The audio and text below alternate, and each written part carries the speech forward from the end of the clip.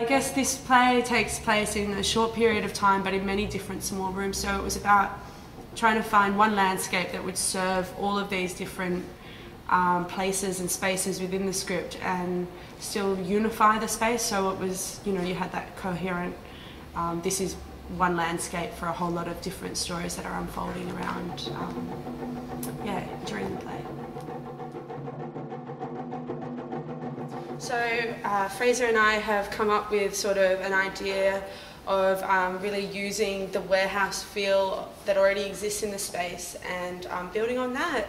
And this was sort of like the main reference was this kind of packing boxes and pallets, and the sense that it was kind of a once functioning but now abandoned warehouse that had been sort of taken up, and that gives us our landscape for the play to take place, which is lots of sort of mini sets in a way in which the play unfolds. In a way they're quite contained, but it's also quite fluid because the actors move through more than one of these spaces as the play goes on.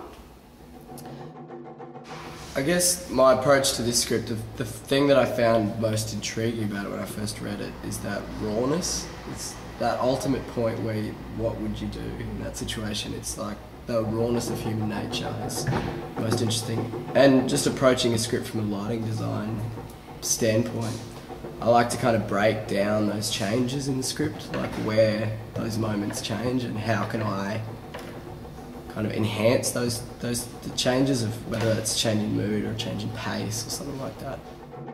It's the first time I've ever had to approach a play which has been performed in this format before with the audience on the other side.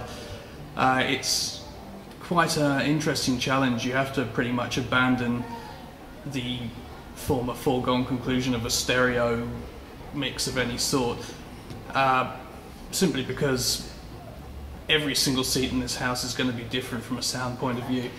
If you try and do anything in stereo, it's simply not going to work. So what I've actually found I've had to do is look at mounting a speaker above each acting area, hanging up in the air, up in the grid, and then to give the different effects and direction, I'm going to be putting a speaker either on the floor or hanging fairly low at either end. So by using the two speakers, you can try and combine sound to really give people an idea of where something's coming from. This is sort of like a reference for costume. The costumes are going to be quite contemporary and casual. There's no real big costume changes except with Tom changes clothes. But other than that, it sort of all stays the same. You just take them off. I guess it was trying to find the different spaces to contain each of these stories and the little different sets. This moves from a bedroom to a bar to a park to someone else's house, and trying to keep that fluid and without it stopping the speed of the play, because it is quite a fast play and it does build in momentum. There should be a realisation from the audience, and it's watching this piece is kind of like watching an adult's pantomime, because you watch these characters get more and more desperate and tear each other apart, and you just want to say the answer's right next to you, you're looking in the wrong direction.